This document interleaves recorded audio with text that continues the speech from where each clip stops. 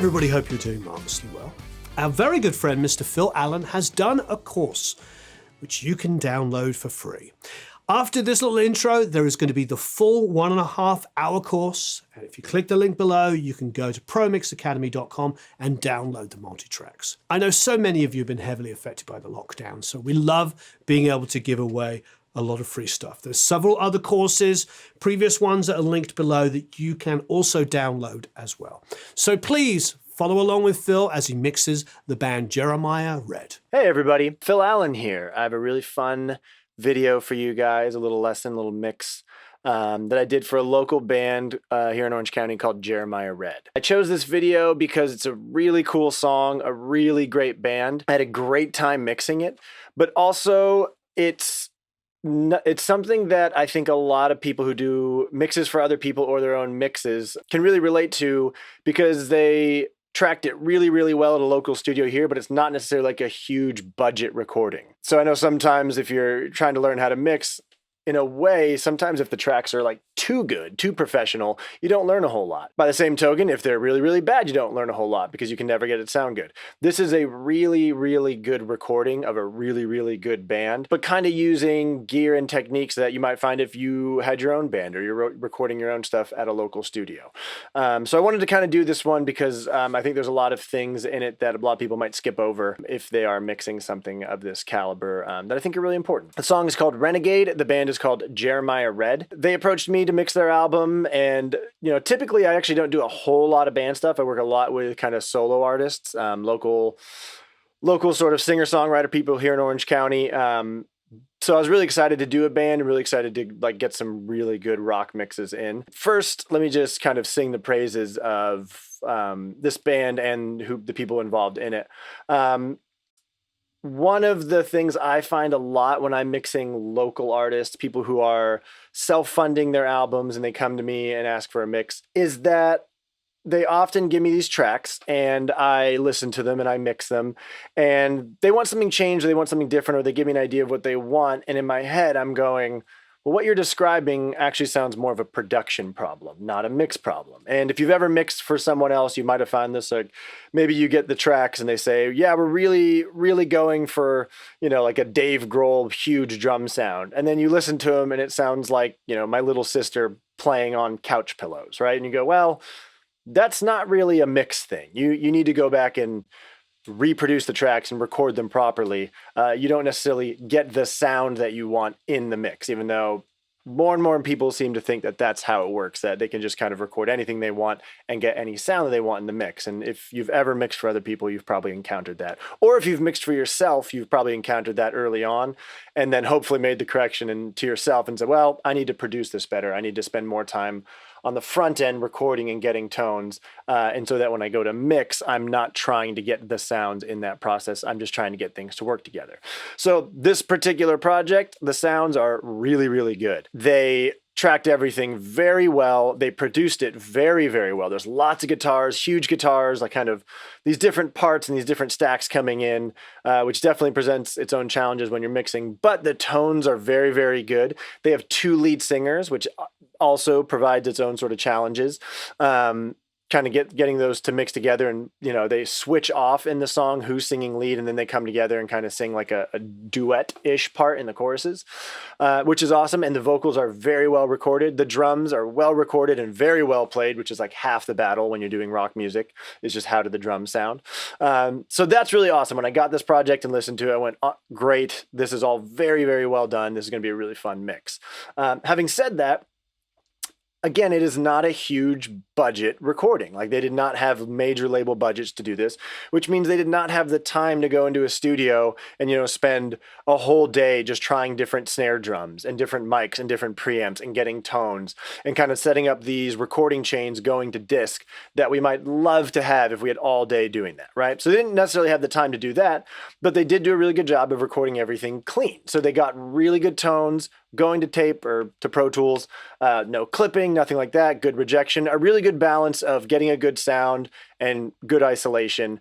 But as a mixer, you kind of listen to that and kind of wish, oh man, would have been great if they had, tried a different snare mic, tried a different preamp, maybe crushed it a little bit harder, put a compressor on something, right? So what we're going to kind of do in this, and what I really wanted to emphasize in this particular mix, is like the first pass going through, I'm going to kind of go through, and I'd really like to get just each one of these individual tracks sounding the way that I wish it could have been recorded, had they had the time and the budget to do, you know? So the idea here is to kind of avoid the temptation of just going straight into mix mode, of just doing the fun stuff and getting all the crazy sounds and setting up all the chains that you want to do in all your mixes, and doing one first go through of getting everything to sound the way I wish it had sounded on tape or on Pro Tools, right? And again, this is not a dig on the engineers or the producer of this album by any means. In fact, you know, I wish everything I got was recorded this well. It's really more just like we just all don't have the time and the resources to do it. If you're going into your local studio, you know, unless your local studio is Sunset Sound, they probably don't have the world's greatest mic collection and all the preamps and all the different consoles that you might want to use. So you use what you can, you make the best decision you can.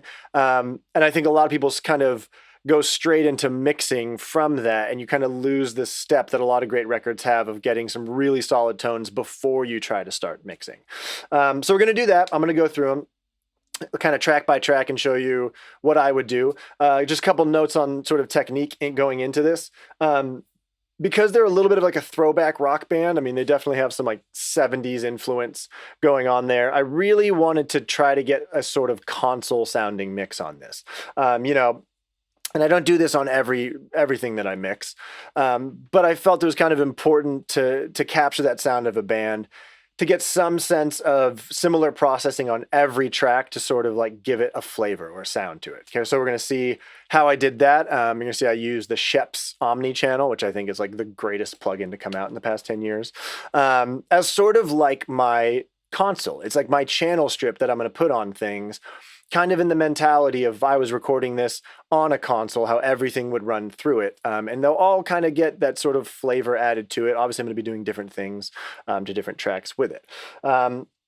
Another great thing that's really, really awesome that this band did and that this team gave to me was they got rough mixes of everything.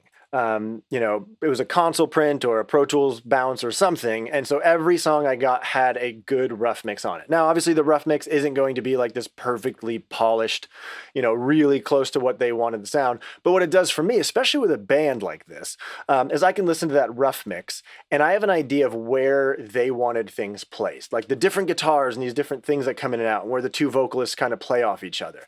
You know, I might interpret that very differently if I'm just listening to the individual tracks. So I got to listen to their rough mix and go, oh, that's kind of how they were thinking that's going to be panned. Or like there's a harmonica player in the band, like where the harmonica is going to sit in comparison to the guitars and the vocals, how things are going to come in and out. Not necessarily like the overall like huge sound of the record. That's kind of my job as a mixer to get that going, but more just how things are going to interact with each other. And it took a lot of the guesswork out of it because they gave me a really good rough mix. So we'll take a look at that as well. All right, enough of me yapping. Let's flip over to Pro Tools and we can start listening to these things. Okay. So here's the session. Now, this is my mix session, so it's got some things on here that they did not send to me in terms of bussing and things like that, and I kind of took all the plugins off just so we can start to hear stuff a little bit dry. But I do have the rough mix going down here, so we'll give that a listen first. Let me turn it down a bit. Just to get a sense of the song and where they placed things, and then we'll go through and I'll start listening to these individual tracks.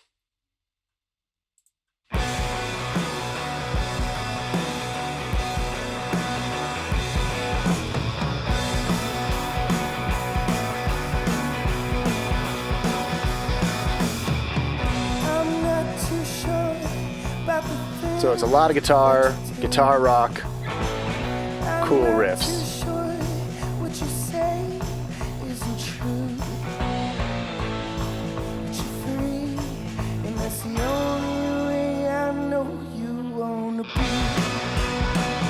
So that was the first singer. Here's the other singer. Oh, my dear, bless your heart. So I'm listening to it and going, okay, there's a good amount of reverb on there. I wanna treat you like a renegade. If it's alright, it's alright. Nice roomy sounding drums. If it's alright, it's alright.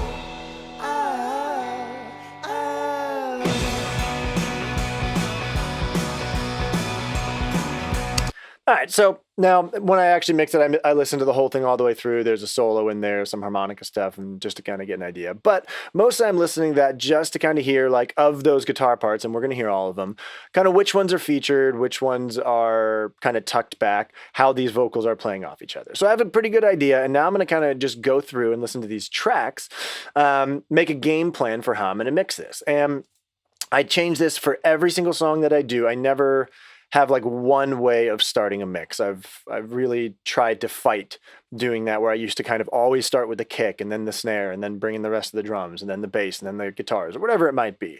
I now try to approach mixes depending on the song, kind of what it needs. So listening to this big rock band, I do want to start with the drums on this one, kind of build it from the ground up, because to me, if you can get a really slamming drum sound in a rock mix, you've kind of won half the battle.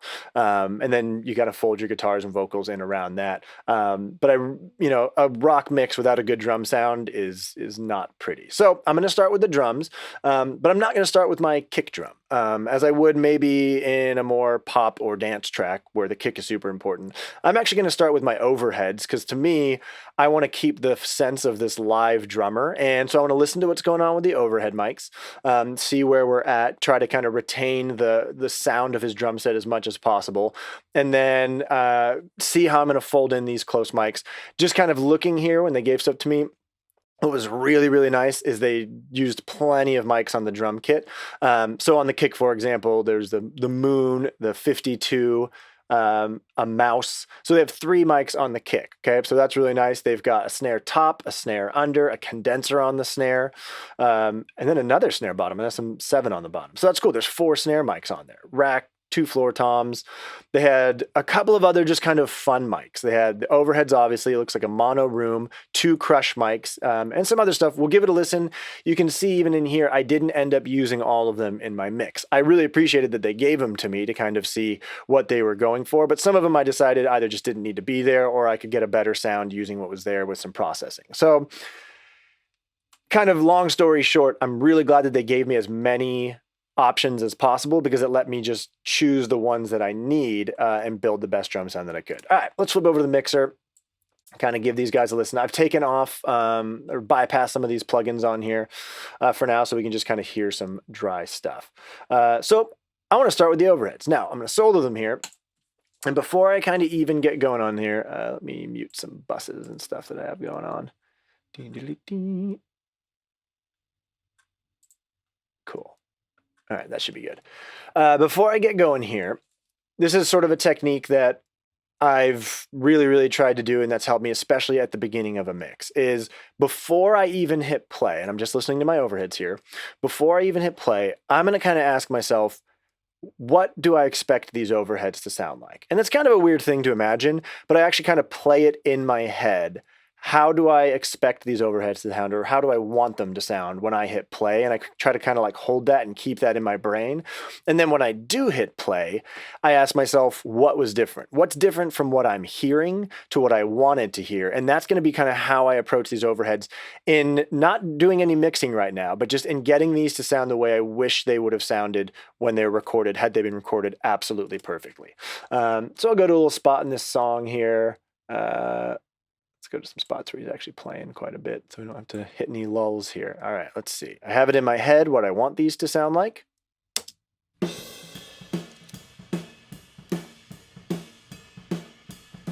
And here's our dry overheads.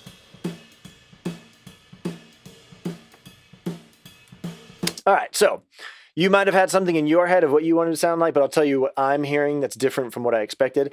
I wish that they had been a little bit brighter and more aggressive, in your face, and sort of slamming sounding. Okay. I mean, they sound really, really good. It sounds like the drum kit, and it's a pretty good balance of it. It just sounds a little underwhelming. So that's going to be kind of the first thing I approach when I put some processing on this, is what would I have done in the studio to get these guys to hit a little bit harder? So I put Shep's Omni channel on it. As you're going to see, I put on almost everything in here. because I just love this plugin. It's a great little channel strip plugin. Gives you everything you need, and you can move it around. So you have like the sort of preamp in here, gate, 2 de-essers, EQ, compression, and then arguably the best feature in this thing is that you can insert any Waves plugin on there, like as an insert as you would on a console. So really, really cool the way they did it. I have it bypassed right now. And so let's see what we have going on. I have some of this stuff. I need to turn it off. There we go.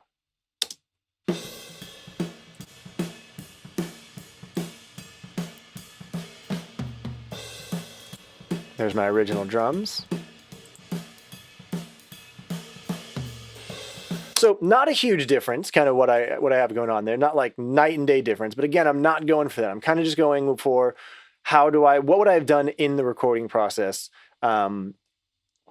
going to Pro Tools to enhance this a tiny bit. So first thing I did with this little preamp control, the saturation knob on here. Give it a little bit of saturation as if I was hitting the pre a tiny bit harder. It's going to kind of cut down on your peaks a little bit, squish it a tiny bit. You're going to hear some detail come up and hopefully some body kind of come back in. Also put a little filter on it, filtered out some lows, everything below 70 hertz. And that's just really because I know I have close kick mics and I'm not going to need those low frequencies. I want those coming from my close mics.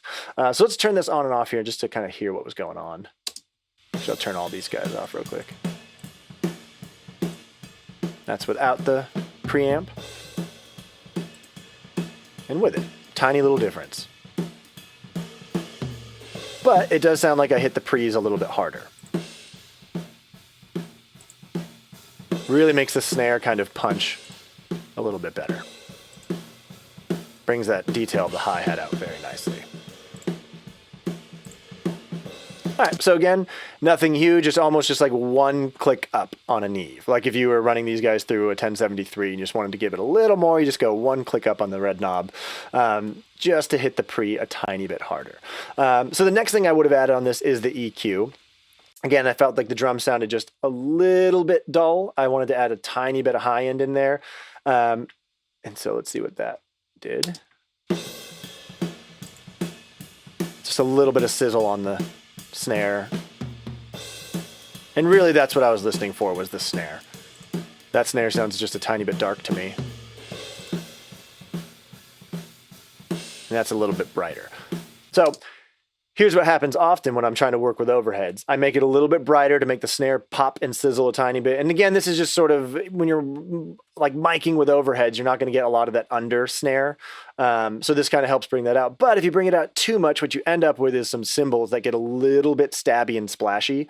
So one thing I love about this particular plugin is using a de-esser on there. And you can kind of set a de-esser, even though technically you're not de-essing, I'm kind of like de-splashing these cymbals.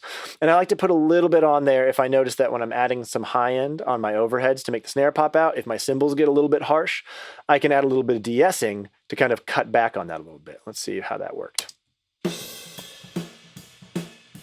So you can kind of see there what it's doing when those ride hits are hitting. It's cutting down on that ping. Let's give it a listen. Of course, right when the ride stops. That sound, that sort of pingy sound. That's without the de-esser. And that's with it. So really more like multi-band compression here, not necessarily de-essing. So I'm just kind of limiting the high end to get rid of any of those pings that might have come out that my EQ is now accentuating. Now, next thing I did was when I was listening to this, and I have what I had in my head, and then when I listen to the actual recording, I hear sort of like a resonant frequency. So maybe it's a room mode, maybe it's just bad luck with where the mics got put, but there was a sort of like low end haul happening in my drums. So I added an REQ into this guy, and let's open it up. And you can see what I did here was like notch out something in this range right here. It ended up being 336. So if you've never done this before, if you've never heard it, well, I always kind of give this a check when I'm listening to drums to see if there's any room modes or any resonances. But I like to do the technique where I boost it and sweep it around until I find the spot that I'm hearing, and then I kind of suck it out. So it ended up being at 336. I'll show you how I got to that point.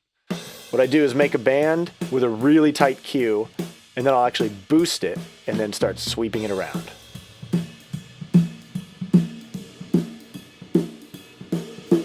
And right about here, you can hear,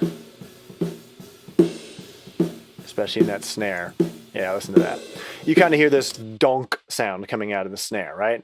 And I just kind of heard it in there and went, oh, I want to get rid of that. So I place it, find that donkey sound that I don't like. And now that it's boosted and way too much, I cut it now. Okay. And so just kind of doing a notch filter to get rid of that. That's the original. And now, especially when you've accentuated, you can really hear it, that donk sound. And that's with the little notch in there.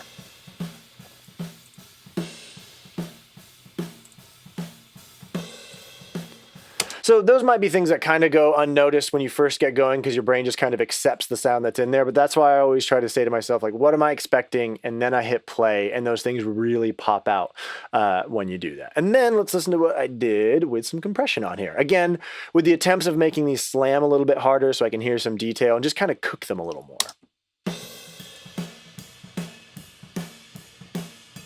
Not going crazy with it.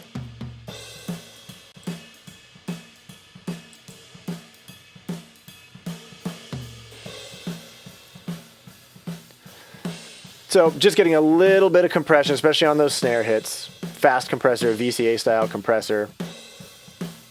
But again, my mindset here is how would I have done it if I was doing this going to Pro Tools? So I don't want to like absolutely change the sound of this. There's the old drums.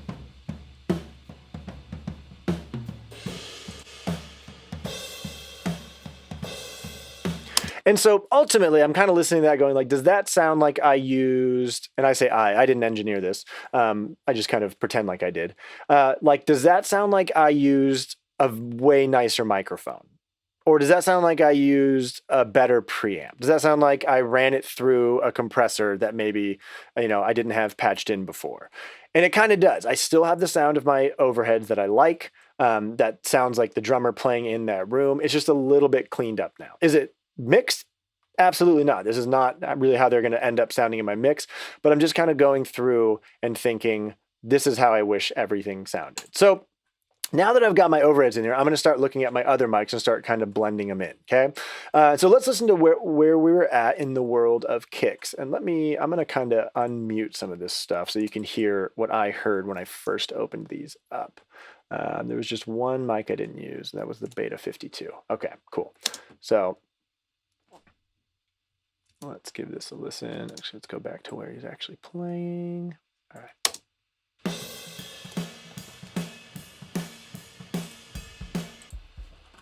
I'll turn this up a little bit here. This one's called Moon. Sounds very kind of outside of the kick, subby sounding. So again, I'm asking myself, well, if this was the mic that I'm putting on here, what do I want to hear differently? And I don't think I did a whole lot on this guy. Well, maybe I did. Let's listen.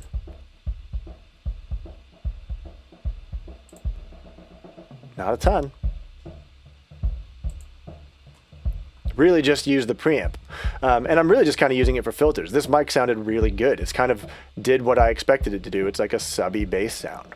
So again, I had the option to do crazy stuff to it, chose not to, because if I was recording this, honestly, all I really did was take off some high end just to get rid of some bleed. That was about it. It's a really well mic'd up kick. I mean, obviously that's not the sound of the kick. That's just an element of it, right? So let's listen to this one. So this is the Beta 52 mic I use a lot for kicks. Now, I tried really hard to get this mic to work in the mix.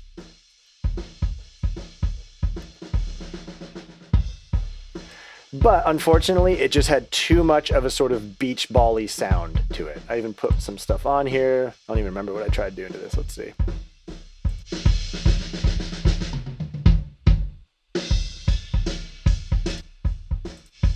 And I couldn't actually get it to sound, maybe I could get it to sound a little bit better, but I couldn't get it to sound the way I wish it had sounded. So what I opted to do was just not use that mic. Okay, so I turned it down. And then, because sometimes I'm an idiot, I have to make sure that I mute the actual regions themselves, so I don't end up using it. And a lot of times in the comments, I'll put a little DNU, do not use, under it, so I don't accidentally bring that up at any point in the mix. So I kind of like got to my first problem. The inside kick, or sort of like what I would use for attack, did not sound the way that I wanted to, and I was doing so much to it that I decided I'm probably doing more harm than good in this guy. I'm not going to use it. And I ended up putting a sample in to sort of replace that drum. So take a little detour for a second and talk about samples. I always approach drum samples with the first kind of hurdle I go is, do I need them? Do I even need to put samples in here, or the drums sound exactly the way I want them to sound? They usually don't sound exactly the way you want them to sound. So I do end up using samples in almost everything that I do, but not always. And if I do choose to use samples, there's two approaches that I have.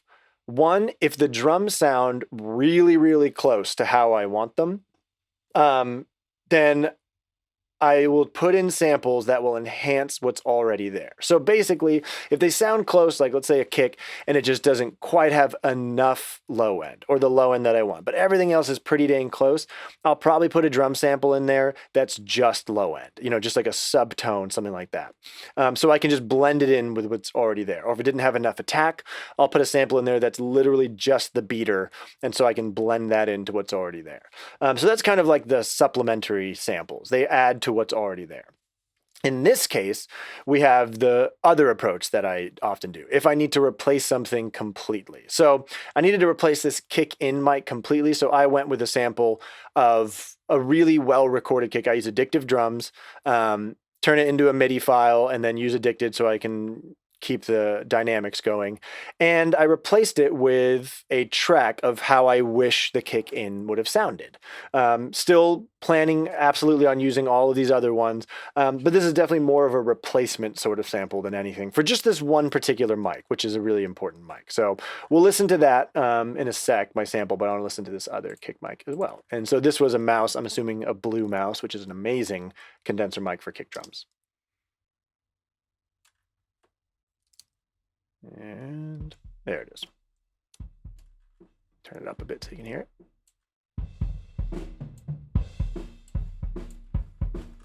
So kind of a kick out, nice boomy sort of sound going on. So let's listen to what I did with this guy. Again, running it through the sheps of how I wish it would have sounded on the recording. Gave it a little bit, goosed it at the preamp. Again, just to make it hit a little bit harder. It's the original. There was a lot of that ride bleed on there, so I tried to filter it out a little bit. And added this little thump feature, which is pretty cool. Gives it some kick in the low end.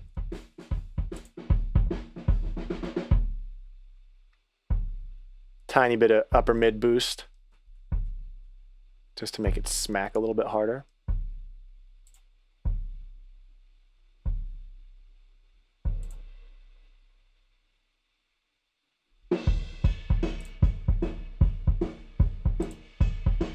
But again, not a huge departure from the dry sound. Just hits a tiny bit harder. All right, now I obviously have some other stuff on there, but I didn't put that on till later because again, I'm just going, my first initial pass was getting these guys to sound the way I wish they had in the recording. So let's listen to what we got with that and the overheads right now. And so I'm kind of listening to that. I'm going, I like that. Like that sounds like the drummer in the room. I'm on a good path right now.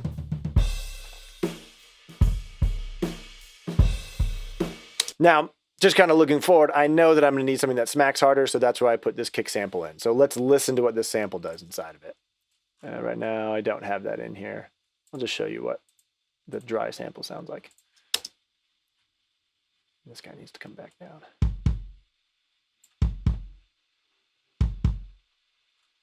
So this is Addictive drums, and I printed it so I could line it back up and keep it in phase with everything. But this is kind of like, again, not the greatest sounding kick track you've ever heard, but this is really not supposed to be the kick drum sound. This is the kick in mic that I'm trying to replace, something that didn't have that sort of beach ball-y sound on it. And again, wanted to treat it like I was running it through a console, so I put Sheps on here. Let's see what this guy was doing. A little bit of saturation, a little bit of filter to get some of that super low stuff out of there. Again, with my kick in, I'm expecting to not have a huge boom. That's what my kick outs are for. So I did some filtering there. And then a little bit of compression. VCA style compressor, really quick. Tiny bit of top end EQ, tiny bit of high mids. Cut some mud. Nothing crazy. Dry.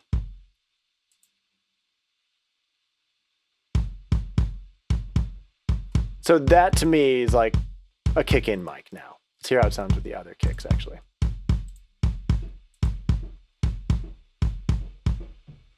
Now with the overheads.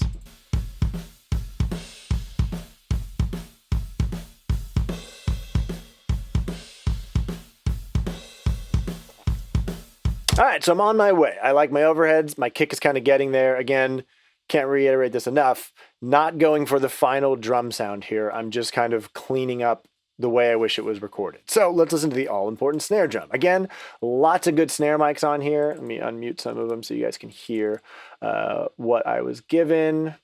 All right, that looks pretty good. And let's start with snare top, as that is usually a good place to start. Did I rewind it? I did.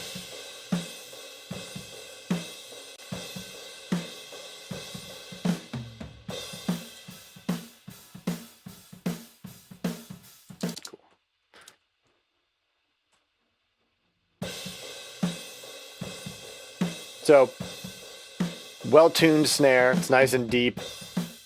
Get rid of the overheads here.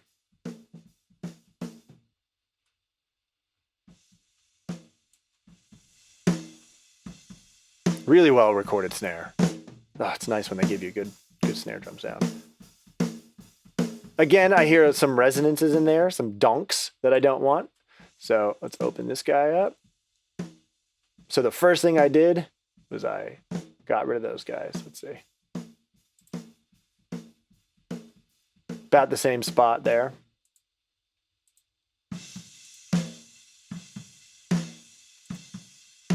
Goose the preamp again.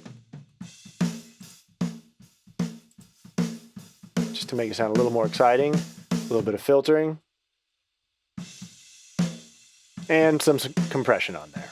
I like to hit the snares pretty hard. A little bit of top end EQ, a little bit of high mids.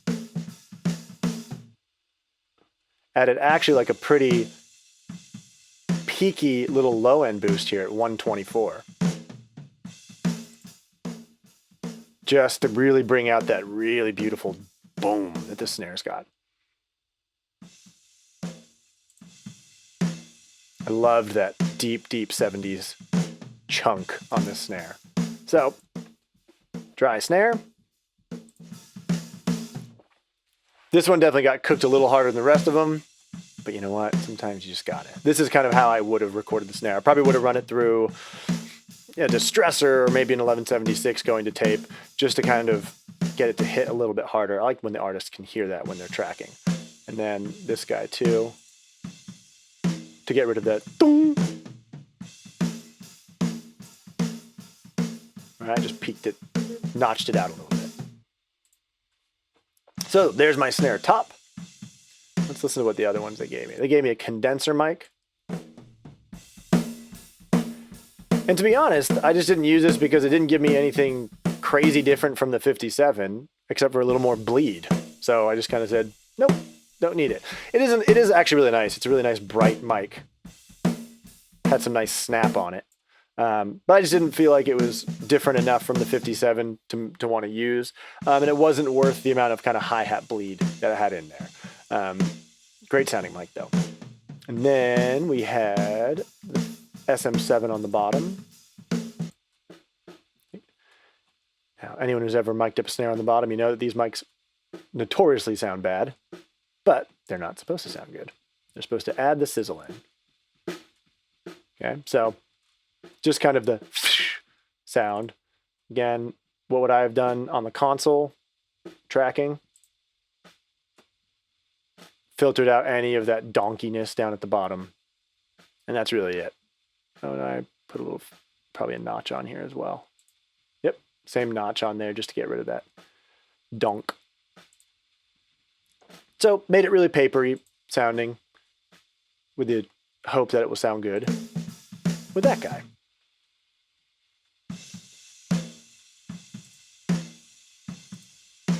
Not a whole lot of it in there, but there it is. And they had another, that a SM91 under the snare as well that I ended up not using, probably for the same bleed reasons. Definitely a better sounding under mic. I think it was just picking up too much of that kick drum for me to want to use it. So I just didn't. All right, so same sort of thing. I added a sample in here, and this one was definitely closer, like the snare sounds really, really good. And so my purpose for a sample on this one was, can I get a snare that sounds really similar to the snare that's in there, for one purpose of adding some room or reverb to it. Anytime I'm adding reverbs to my snares, I want to do it on a sample, not on the mic'd one, because I don't want that bleed going through. And two, because I use addictive drums in the MIDI situation, I like to kind of cheat a little bit, and whatever velocity it comes in at, I kind of add some more if I want it to sound like they were hitting a bit harder. So here's the snare sample I ended up using. Let me mute the room real quick.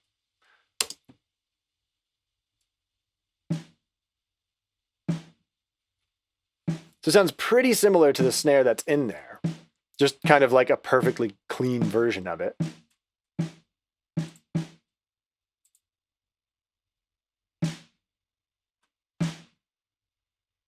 Little bit of high mid boost on there just to make it pop, but didn't do too much to this guy. Limiter on it.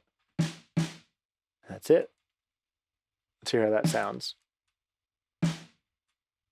with the mics.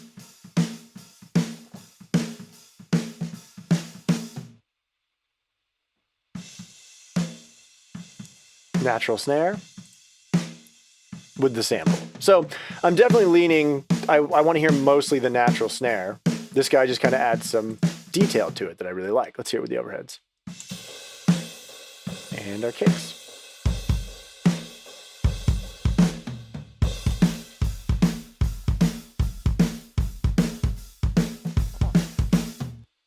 All right, my drum sound is coming along nicely. So right here, to me, this is kind of like most of the work put into the drums. And really, I spend more time on drums probably than anything in these sort of mixes, and it's getting really, really close. So in terms of the toms are really well tuned and really well played. I went through and manually kind of got rid of some of the silence in between them by bringing it down about 20 decibels in between all the hits. So it's already manually gated and cleaned up. And what I wanted to do here was add some compression to them so they could be heard, like the ringing out of the drums could be heard all the time. So I love using MV2, the Waves plugin. It's got a low level and high level. It's kind of like a dual compressor thing going on. And it really just kind of brings out the ring of the toms and let them be heard all the time. So let's hear what's going on there.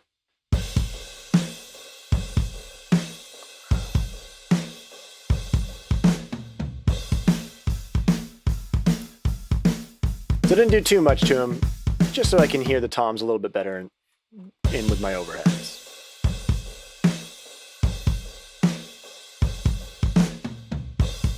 All right, so I'm pretty close with my drum sound. Now I have them going to a bus. Here's my drum bus. And same sort of thing going through the Shep's Omni channel. Now, this is a little less of a tracking thing, and it's kind of more of a mix thing. This would kind of be like if I'm coming off of tape, going back into a console. Now that's what this guy's doing, just to kind of process my drums a little bit so that they all sound good together.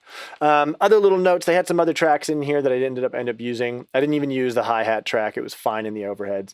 They have sort of these like crush mics and these, oh, they did have a room mic. Let's listen to that. There's a mono room.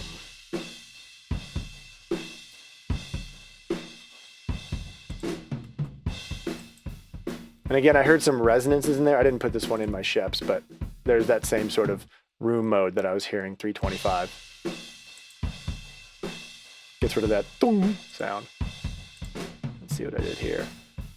Crushed it, definitely crushed this one with the preamp. Crushed it with the compressor as well.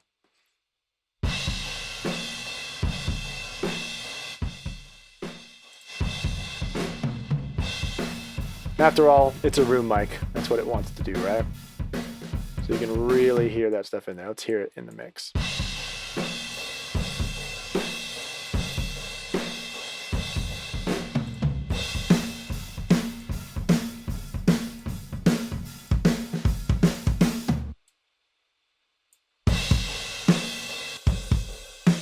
Does a lot for the cymbals.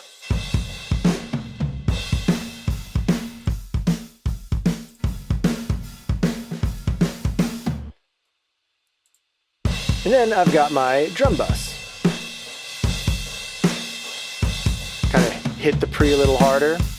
Again, add a little bit of de-essing there just to clean up some of the stuff that got a little out of control in terms of high end. That's about it. Limiter as well to catch anything that came through too hot.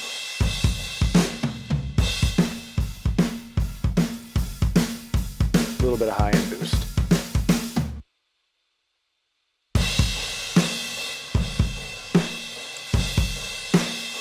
Now, because this was a mono room mic, I kind of listened to that and went, man, I really wish I had a stereo room mic, especially for the snare drum. I want that thing to explode every time he hits it. So I added a little aux snare room channel, okay? Now, up here, you're probably expecting to see like R-verb or D-verb or anything on here that's reverb, but it's Shep's Omni channel again. And so what I love doing with these sort of things is I add the reverb or the room in as the insert, and I get to use this channel strip to tailor how the reverb sounds, doing things like compressing after the reverb, or sometimes compressing into the reverb, EQing either before or after the reverb so that certain frequencies are going to hit the reverb harder or kind of get notched out, whatever it might be. So here's my room mic. I'll kind of show you. This is without. There we go.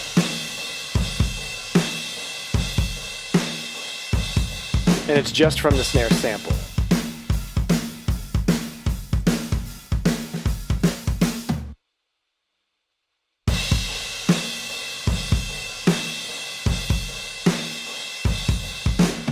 So it sounds like a big room on the snare. It's definitely verging on the side of long reverb, but it's stereo. You can hear it really good in the left and the right as opposed to the mono room mic. So I added that guy in there, put the reverb on there, kind of crushed it with a compressor afterwards to make the tail come out, and got to do some EQing so that the sound going into the reverb was the part of the snare that I really wanted to accentuate. A lot of high end, kind of got rid of some low mids in there too. So this is one of my favorite tricks for doing reverbs, especially for something like a room mic that I'm trying to simulate, is throwing it inside of this channel strip and not just as a plugin on there.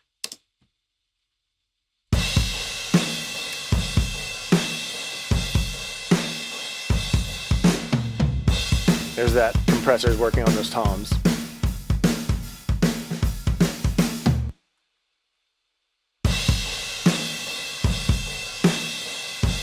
All right, so I've got that going. I like where my drums are sounding.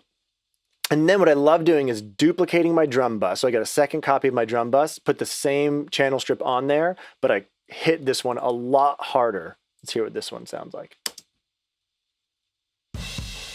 So this is kind of like all my drums being crushed by the compressor inside of Shep's now. Just regular drums, super smacked, and I blend that in with my original drum bus. That's without it. With it.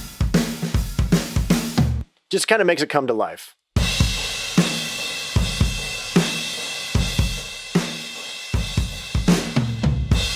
That's just the crushed one. Both of them.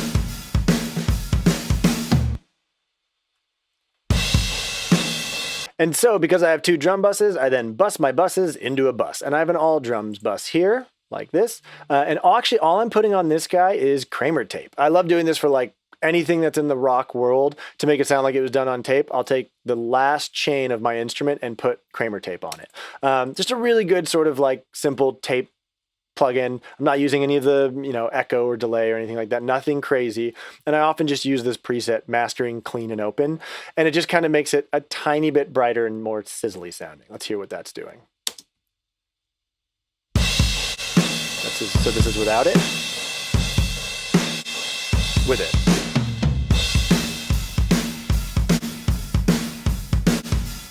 Tiny difference, but I love it. Okay, so let's see where we started and where we ended up with all of our drums. So I can bypass all the plugins on here. Go.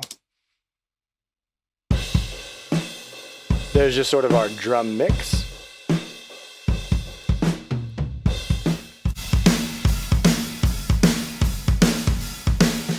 And there's where we kind of ended up. Now, there's a couple things that got put on there that we hadn't talked about yet. And that was some of these things, these transient designers. And these would have been things I definitely would have put on somewhere during the mix, not right at the beginning. If I found that my drums weren't cutting through enough, I like to put these guys on there and you can just kind of goose the attack of them a little bit. So let's just take something like, this one here. I'll show you what this is doing. That's without it. Again, it just makes the attack come out a tiny bit, or like the snare. I did it as well.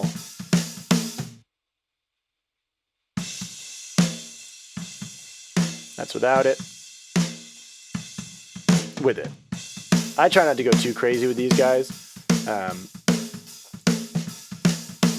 But there you go.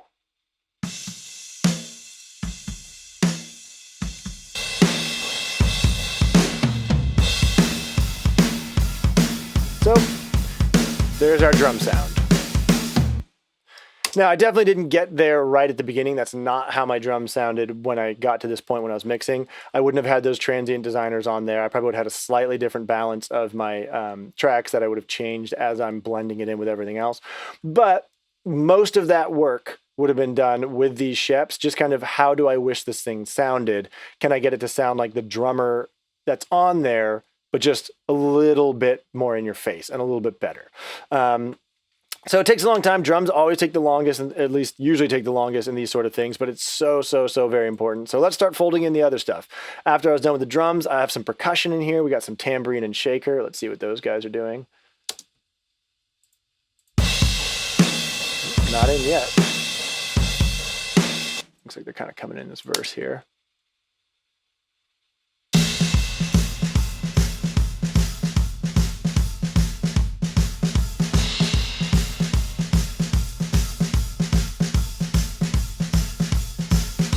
Just goose the preamp of this tambourine there to make it pop out.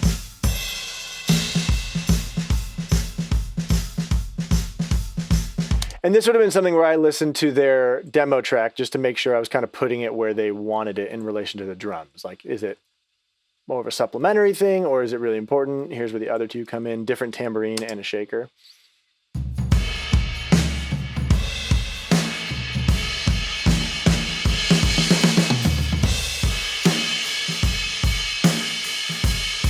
Really tucked back in there.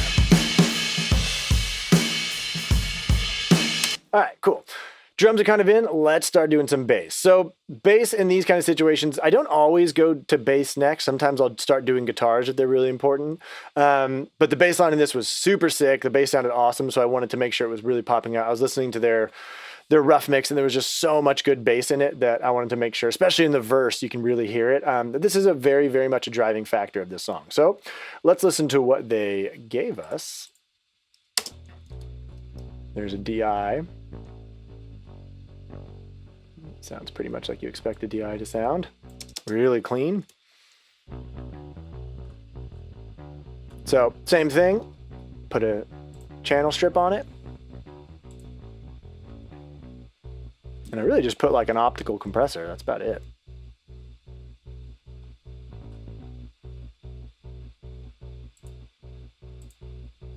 Not much different. And then let's listen to their amp. Pretty fuzzy.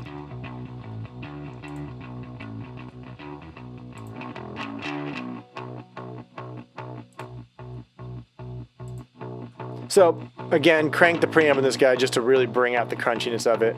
Got rid of a lot of low end because I'm kind of thinking to myself, I'm going to use the DI for most of my low end of this guy. By the same token, give it a little bit of mids just to really make that pick come out. Let's hear the two together.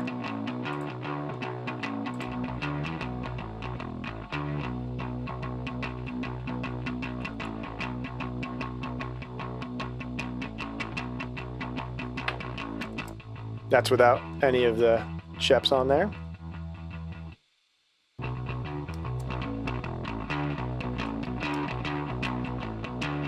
So then I have those bust into a bass bus, and I have it going through another one of these guys. And this is where I'm going to do most of my shaping of the sound.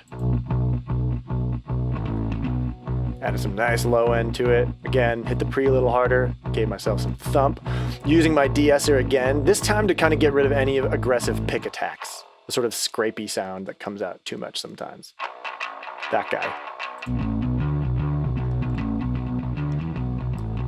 A little bit of mids, a little bit of lows, healthy amount of compression and limiting to get this guy to stay in one spot. And then what I love doing on bass, although I would have done this with the drums in,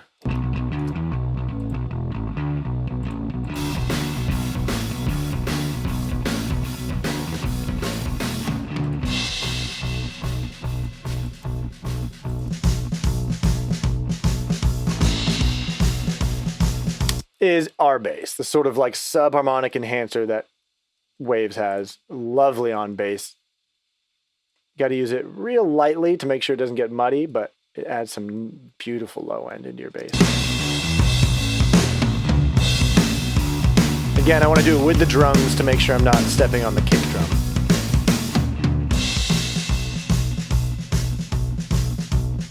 So centered around 80 hertz. You know, I always just like it. Sounds better than an EQ to me. All right, and then this is another thing I love doing. Using multi-band compressor on the bass to make sure that no matter where he is on the fretboard, I'm still getting the same sort of relative balance of low end to mid range by adding some multi-band compression on here.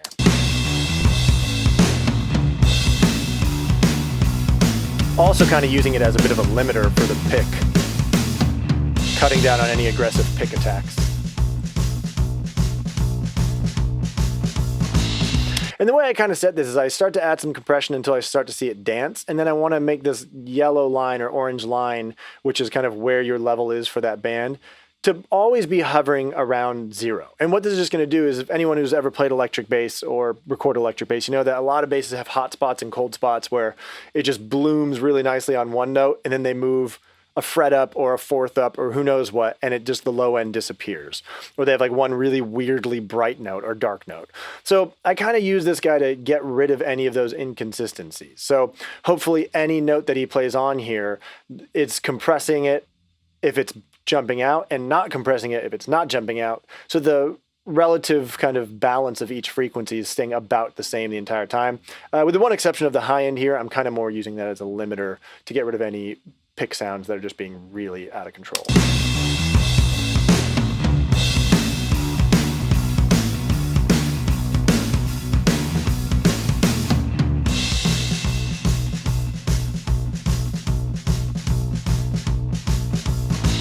And it looks like I put a little EQ on here. Ooh, just for a little more low end. And a lot of times I'll do this after the C4, the multi-band compressor. I'll add like a nice sort of passive style EQ or a really kind of nice clean sounding EQ after it. Now that my low end is consistent, I feel a little more comfortable boosting some low end. If I don't put that C4 on there, or if I do this before the C4, what ends up happening is that, like, again, those hot spots, if you have anything in that range that you're boosting, it's going to jump out like crazy. So I like to even it out first with the C4 and then add a little boost. So I just have a nice round bottom to it. And then put my Kramer tape on.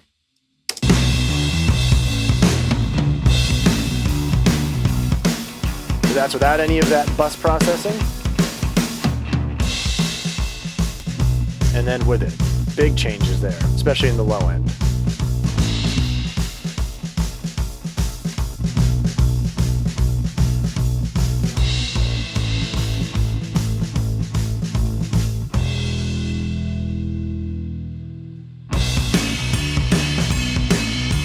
Cool. Now we get to the fun stuff. Now it's time we can put some guitars in there. So guitar-driven rock, they gave me plenty of guitars, which is awesome.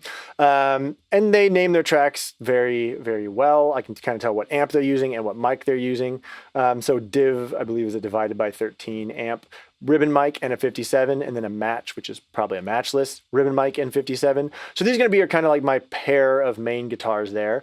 And then they have all this fun stuff in here. They've got these kind of one-off little chords. We'll listen to all these things, a lead line, a fuzz guitar, a bunch of fuzzy stuff, and then some kind of crazy stuff that happens here. And I believe that is, that's harmonica. Okay. So let's listen to our rhythm tracks first. Let's see what we have going on in that land. I'll show you what I did. So,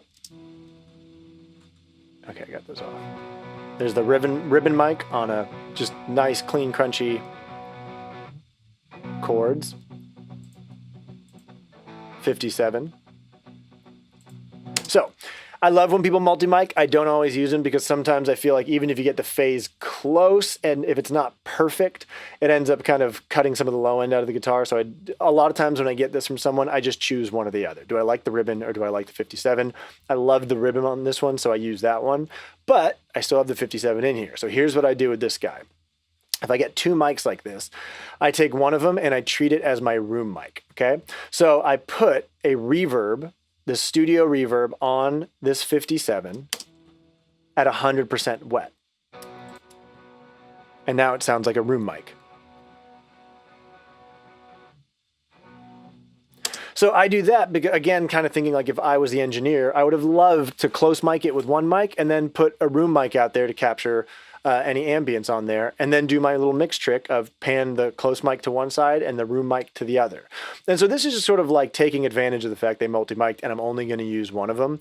I actually love when this happens because it's not just the same as sending to a reverb, because this is going to have slightly different tonal qualities, different like response into the guitar. So it sounds just a little more interesting. Here's the two together.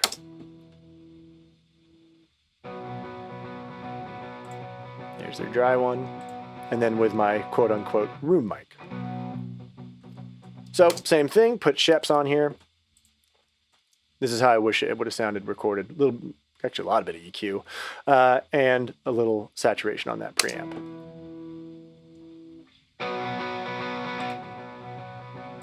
Made it a lot brighter, crunchier, and then one of my favorite compressors on electric guitar, the Renaissance Axe. Be really gentle with it, but man, it just makes things, inflates them quite a bit. Love this on electric guitars.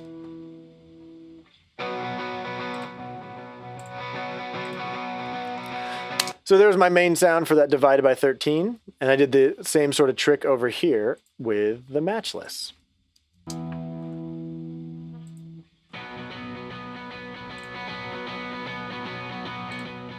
This one was actually probably closer to how I wanted it to sound, so I didn't do really any EQ on it, just the saturation and some compression. It's a great sounding guitar. Same thing, kept the ribbon, turned the 57 into a room mic, and panned it to the other side.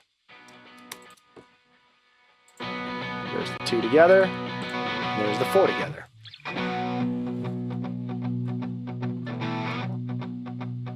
Bust them into here, and then I'll show you what I ended up doing with these guys. Let's put the other stuff in.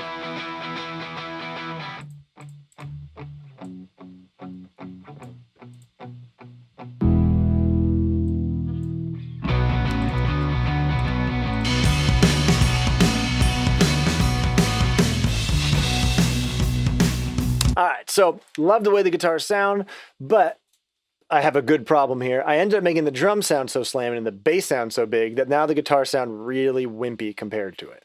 And I kind of thought to myself, man, I wish they just put a little more crunch on those amps, just a little more. So I ended up on this rhythm guitar bus, putting a decapitator on it. I do this all the time with my guitars.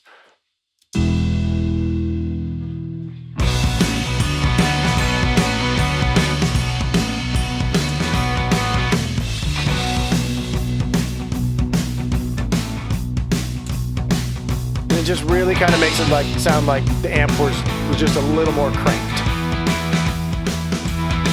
It's louder, it's brighter, it's crunchier. It really makes those room mics come out.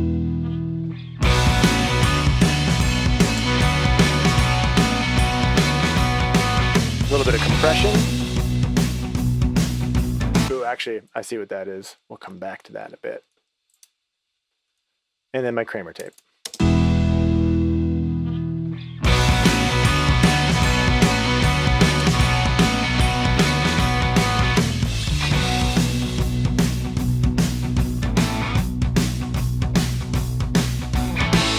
Cool. So there's your kind of sort of main guitars, and they're going to be just kind of riding throughout the whole song. And now we get to this sort of fun stuff that came through. And this is, again, where the rough mix really helped to figure out what am I doing with all this stuff. So let's listen to what we have going on here. We've got just a really cool fifth thing going on up there.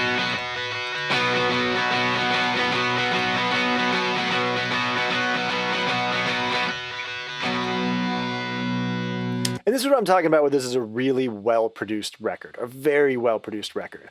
That's the kind of stuff that you don't necessarily hear the part in there, but it's adding something into these rhythm guitars that was sort of missing. So as a mix engineer, I love that these things are in here, because if that wasn't there, I would have had to do more stuff to these guys to try to brighten them up, but they recorded the part that I needed. So very, very well-produced record. And then we got this lead.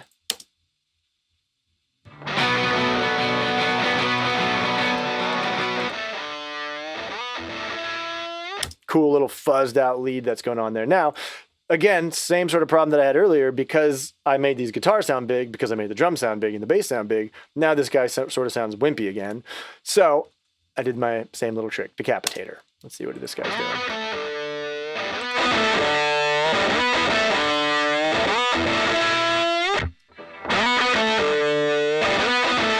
Let's hear it with the guitars.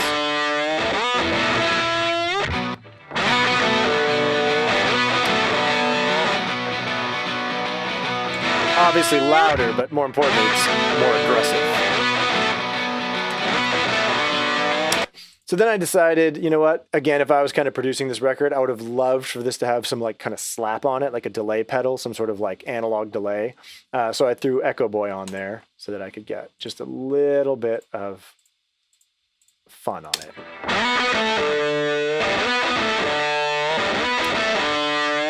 Also makes it wider sounding.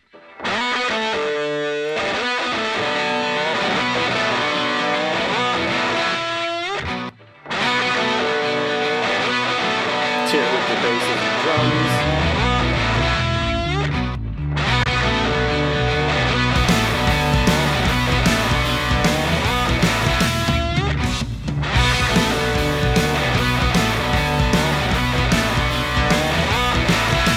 And then I put this little EQ on there just because it's leady and I wanted it to cut through. Tiny bit of a kind of presence boost going on there. I probably put that on later on if I noticed that it wasn't cutting through as much.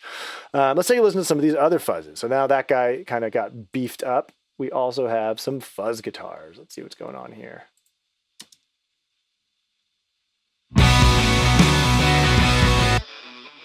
Cool little phased out and fuzzed.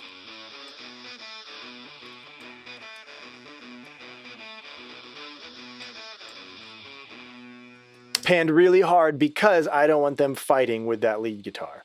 Let's see what I did in terms of same sort of processing, Sheps to make it sound the way I wanted to, Decapitator to make it sound more aggressive.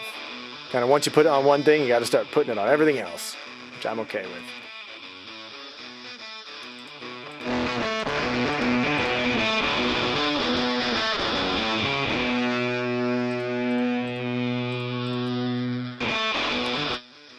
There's the original.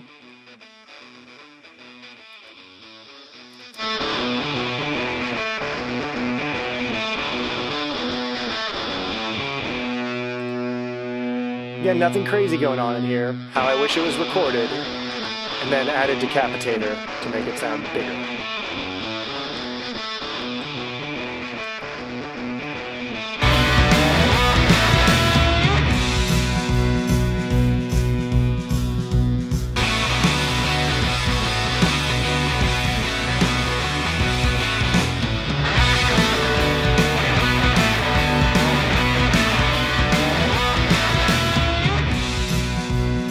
kind of a wall of guitars going on there. And the trick was, how do I make them all sound big but not step on each other? A little bit of panning, a little bit of trickery, and kind of crunching them up a bit to really pop out so they could have a fighting chance of being heard over now our big drums and big bass. I have all these guys bus to their own lead guitar bus going over here. So same sort of thing, Kramer tape and some Sheps on it. Tiny bit of compression.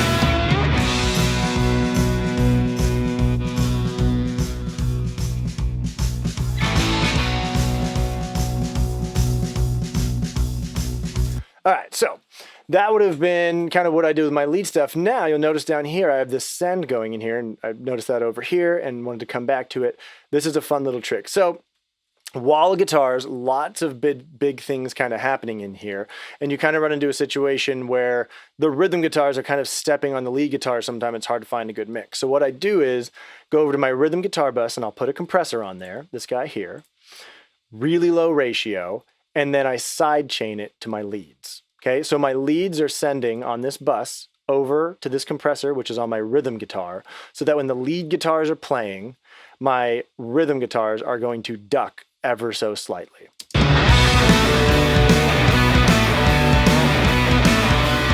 About 4 decibels.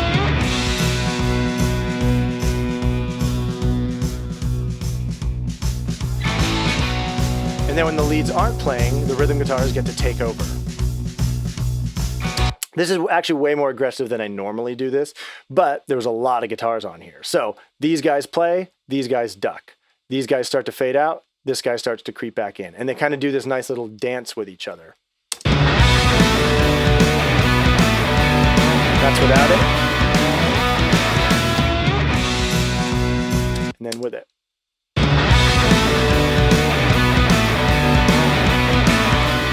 You can see like those guitars don't need to be necessarily heard as much as felt there. So they're kind of getting out of the way and they're not fighting anymore. And then it looks like we have some crazy stuff going on here. What are these guys in the bridge? Oh, cool. It's a kind of a Radiohead-ish noise track, right? So we've got this crazy bend.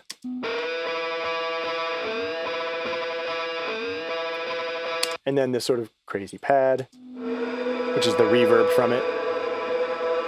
And I wanted that to sound even wider and bigger and gnarlier, so I put a delay. One side's delayed, the other side is not. To give it some width.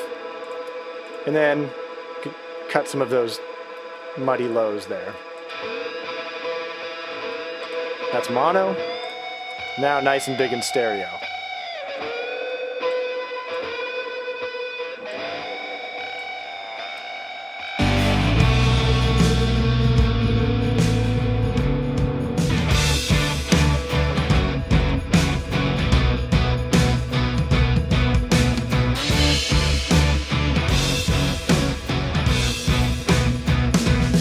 So just did some fun stuff there to make that thing wide. All right, last in our rhythm tracks, we've got a harmonica.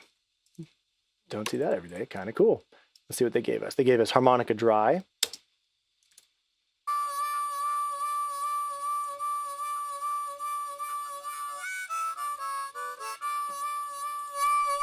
How I wish it sounded. Crank the pre, a little bit of compression. And then we've got an amped harmonica, harmonica distortion.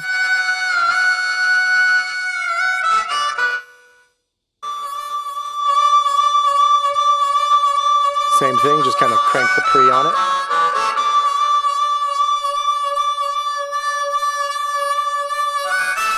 It's running through a bus.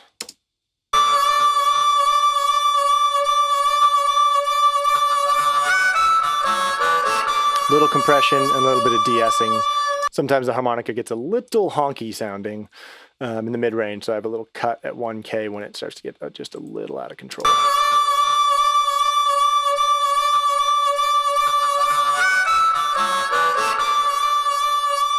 And they had another reverb on there, ended up not using it because there's, after all the compression and distortion and stuff on there, the thing came through just fine.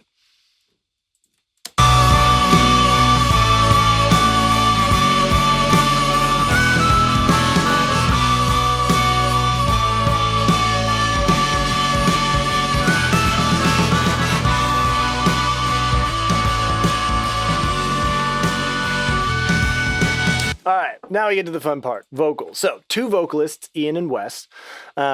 Sometimes they're each singing a lead part. Sometimes they're singing together. So another good thing about this is they had that sort of big reverb that I heard on their rough mix. They printed it. So I got to hear exactly what they wanted to use. It's part of their sound, so I get to fold it into my mix, which is really nice. I did add my own reverbs, but it was really cool that they printed a reverb track and a delay track for me to use because that's really part of the sound that they wanted to hear. All right, so here's kind of what we have going on. We've got Ian's vocal here. So this is really one take with the mic, the verb, and the delay on there. I'm not too sure about the things that you do. So really well recorded. But again, wish could have had a little more kind of crunch in the front end. So let's see how I would have processed this had I had a lot of time and I was engineering this and unlimited resources. Little de-esser, never hurts anybody. I'm not too sure about the things that you do. Pretty light. I'm not There's my too ships. sure what you say isn't true. But you're free. Really crank the pre. And that's the only way Some I de-essing know again. you wanna be. I'm not too sure And a healthy amount of about the compression. things And RVox. that you do. More compression. I'm not too sure what you say isn't true.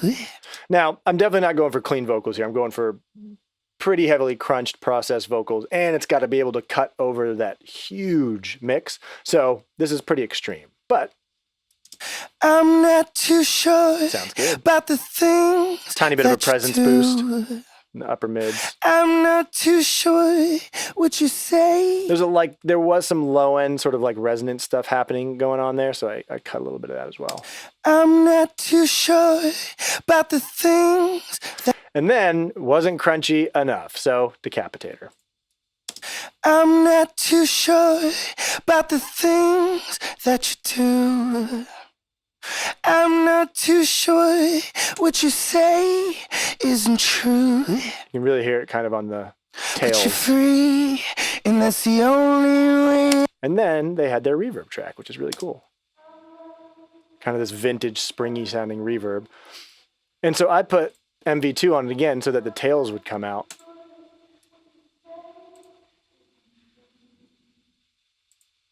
But you're free, and that's the only way I know you wanna be. And then there's sort of like tape slap. The things that you do. I'm not too sure what you say isn't true. So that kind of was where I landed on his vocal sound, kind of crunchy. He's got a really cool raspy voice. A lot of compression, a lot of distortion on it. And so the harder he sings, the more you're going to hear that crunch. I wanna treat you like a renegade. If it's alright, it's alright. I wanna treat you like a renegade. If it's alright, it's alright. So here's another one of his vocals down here. I copied the plugins over. This is just a different part of the song, so it's on a different part of the track where he's singing backups with the other singer. So not part of his lead vocal track. This is more of a backing vocal track, but same processing. All right, let's listen to the other singer. Let's listen to Wes. He has a less raspy voice than Ian. Their voices sound really good together. Oh, my dear. He's definitely more of a dynamic singer, though. Bless your heart. De-esser. You're not as pretty as you thought. Oh, my dear. Gave him a lot of top end. Bless your heart. Mostly just to compete with the rasp of the other singer. He has a much warmer voice, but you don't want him to sound too night and day, so I kind of cranked a lot of top end on him. Oh, my dear. Bless your heart. Again, cranked the pre as well. You're not as pretty as you thought. much gentler on the decapitator with him. He didn't want to be as crunchy sounding. This also helps kind of separate their voices out, but still wanted to add a little bit of crunch in there.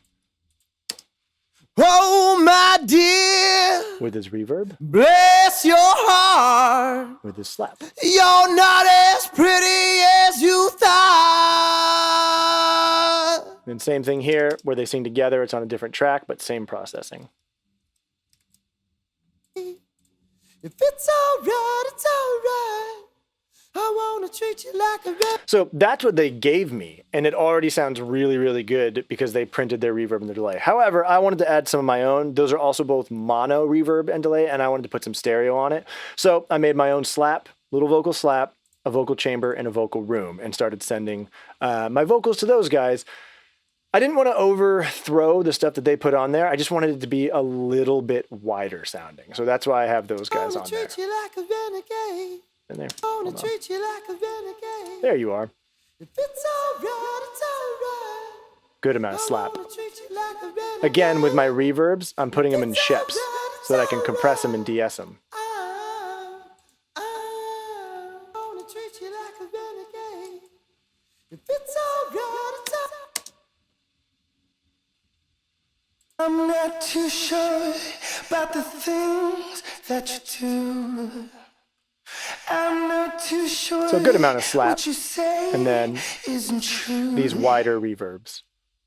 But you're free, and that's the only. I'm not too sure about the things that you do. I'm not too sure. A long one and a what you short one. say isn't true. But you're free, and that's the only. And I can't stress it enough how much I love putting my reverbs inside of sheps. If you just have that reverb plug in there, yeah, it's a great reverb, but it often gets lost in the mix. It's either too loud or too quiet, and you can never find that sweet spot, or it gets too spitty or too bright or too this or too that. To be able to just throw it into a channel strip like this and EQ it, de-ess it, and compress it so that you can really massage it into the right place makes it sound way better than just the plugin alone. Also, it gives you that sense of mixing on a console. Like if you're mixing on a real analog console, your reverbs and effects are going to be coming in through the effect returns or on channel strips, and they're going to get that sort of like console sound imparted on them, which again helps them sort of like blend into the track a little bit better. So this has been my go-to for adding reverbs, is I put cheps on there, and then I put the reverb on as the insert in that guy. So more or less, that's my vocal sound. Pretty crunchy, good amount of that slap, good amount of that reverb on there. And here's where we kind of ended up in that mix. And I want to talk about a little bit about the automation and stuff that I put on here.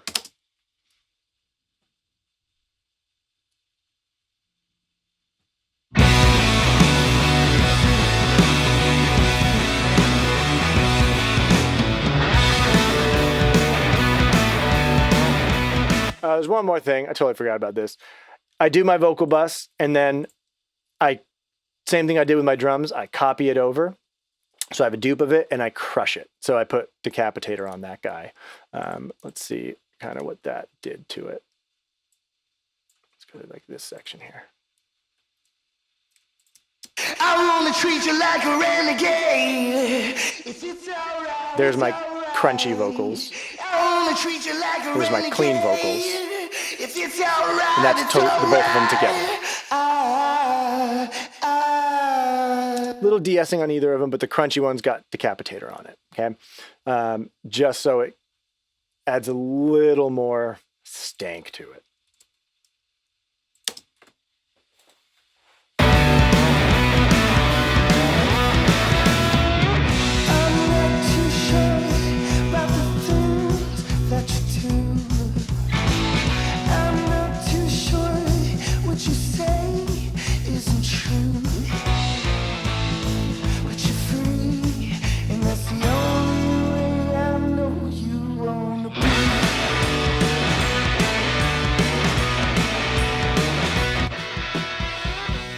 Here's with none of my plugins on it. Bless your heart. You're not as pretty as There's the mix.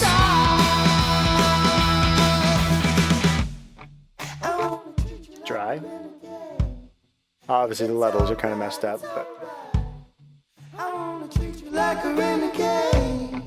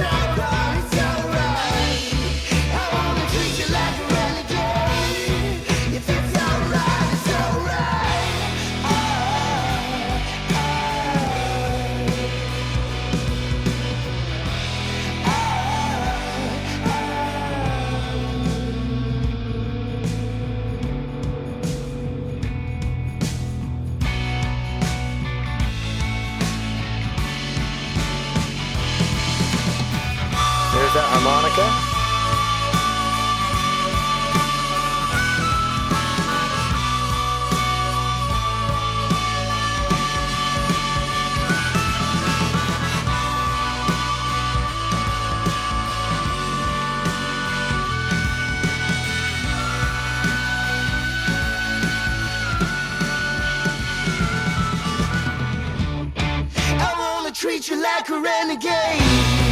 If it's alright, it's alright. All right, so there's the basic mix.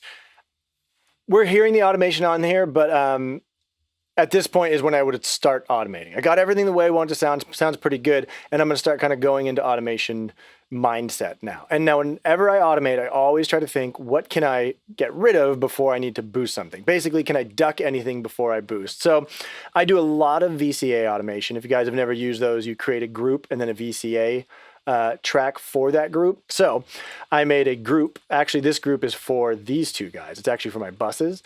And when I push my VCA, both of my buses are going to come up in that spot. Okay, so you'll see that I have VCAs all over the place for that reason, especially like on my drums and my vocals. I have a VCA for my vocals, and I have a VCA for the effects of my vocals as well. So I do fun stuff there. But automation wise, I like to listen, and then when I hear something I don't like, I automate it, right? So there was a spot in here where like the drums kind of go to this Tommy bit.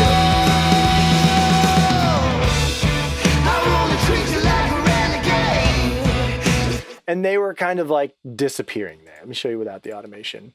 Because he kind of comes off the cymbals, the drums sort of like fell back into the mix there.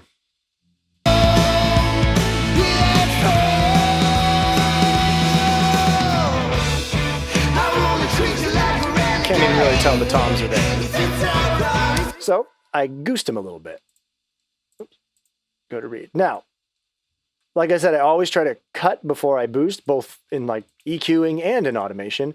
So actually the first thing I did there was I actually automated my lead guitars to come down a tiny bit there. I felt like these guys, when they came in, they were just overpowering a tiny bit. So these come down a little bit and my drums go up a little bit, as opposed to one of them having to come down a ton and one of them having to go up a ton. I sort of double take it from a different approach. This goes down a little bit, this goes up a tiny bit. So you hear that little switch, and the drums are now going to pop out a little bit better. I wanna treat you like a renegade. If it's alright, it's alright. I wanna treat you like a renegade. If it's alright, it's alright. And the same thing sort of happened over here. These lead guitars go into this little bit, but they're fighting the vocals, so I ducked them. Treat you like a renegade. If it's alright, it's alright. I wanna treat you like... You know, these guys are playing pretty much in the same frequency as the vocals for the most part. So they were eating up some of the space. I just tucked them a tiny bit to make them go down. Other than that, there's nothing too crazy going on with automation in here. The vocals bump up a tiny bit starting in this section here. I wanna treat you like a renegade. Compared to where they started. The one little change on there, the band cuts out right here and it's just vocals, so I had to duck them so they didn't sound too loud. I wanna treat you like a renegade. And then back. If it's alright, it's alright. I wanna treat you like a renegade. Same thing going on with the other vocalist. Ducked during that part and then back, and there was like one line where he needed to pop out a little more right now. If it's alright, it's alright. Mostly just because that line is awesome. That's such a good vocal performance. If it's alright, it's alright. I just wanted to highlight it. If it's alright, it's alright. So little motions, just kind of stuff needs to come in, stuff needs to come out. Really just listening to what's bothering me. I put like a little fade on there for the lead guitars at the end. That's not super fun. But not a ton of automation in terms of kind of like things moving a lot. One really important piece of automation though was I created a group and a VCA for my vocal effects, because again, in this spot where the band cuts out, those vocal effects were aggressive because they were having to cut through that whole mix. Here's without the automation real quick. I wanna treat you like a renegade. If it's alright. All right, all of a sudden you just hear way too much slap and reverb, and it's just kind of ruins the whole mystique of the whole thing. So I automated this guy to mute. It's all the ones that I added. The slap, the chamber, and the room are going to cut out during that part. The vocals are going to get way drier, and then those effects are going to come back in with the band. I wanna treat you like a renegade. If it's alright, it's alright. So not only did it get rid of that sort of mushiness that was going on, but it also kind of helps highlight the effects that they printed on there and really gives a sense of the sound that they wanted. But that, for the most part, that is about it on this mix. Not a ton of automation. Again, I was really going for how would I do this on a console? You know, I'm not going to write tons of automation on a console, especially if I have a console that doesn't automate. It's going to be mostly just pushing things up and down a tiny bit to make them sort of jump out. And I want the sort of natural dynamics of things to come through as much as possible, to make it sound like a band, that was playing in a room, mixed in a studio on a console. In terms of my master bus, I really, really tried not to do much, just a tiny bit of. I wanna treat you like a renegade. If it's alright, it's alright. I wanna treat you like a renegade. If it's alright, it's alright. Just tames it a tiny bit and glues stuff together. Try not to go too much on that. Didn't want to put any EQ or anything like that on this guy because I wanted to keep it pretty raw and I don't want it to sound really polished. If I'm doing a pop mix, I do put quite a lot of my master bus to kind of, you know, polish things up. But that is about it. Again, I cannot stress enough how wonderful it was to mix something that was well produced. Lots of mics, lots of parts, well arranged, well recorded. It was really just the tricky part here was getting things to sound a little more in your face, which again, if you have tons of time and resources to do that, you can do that in the studio and you can spend 2 days on your guitars. But is not always the case, especially with an unsigned band. So Jeremiah Red, song's called Renegade. Really fun to mix. I hope you guys learned a little bit, saw what I did there in terms of mostly just the mindset of let me do one time through where I'm just getting the sounds that I want on there. It makes it so much easier to mix later as opposed to if you just try to jump straight into the fun mix stuff. You do a lot of fighting of the sounds that are there and you might make some decisions that you didn't have to make because you didn't kind of spend the time going through and cleaning stuff up isn't really the right word and make anything cleaner. If anything, it made things dirtier, but really taking care of the stuff that needed to be taken care of for each individual track before mixing them all together. It makes the mix process way easier. So thanks again for watching. Hope you guys learned some stuff. I'll see you guys later.